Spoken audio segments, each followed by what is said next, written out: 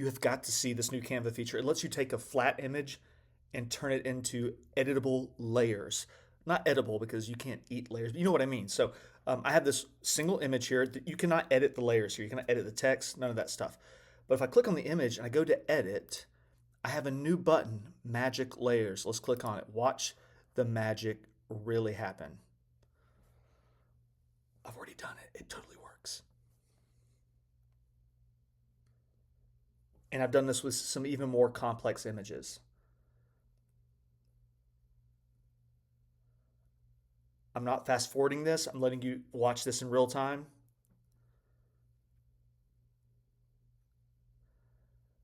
Maybe, okay, it did it. Okay, now check this out. Oh my dear, sweet Sheila. I can actually move these layers around. Look at that. I'm going to go back, have it go back. And what's it doing? It's actually using AI to create something that goes behind this image because before it was just hidden. And I can edit the text, and you can always check the layers by clicking on position and then see all your layers right here. We could drag these in and out, edit the text. What do you think about this new Canva update? And I really see this improving vastly over the coming years. Something I never imagined I could just click a button and do.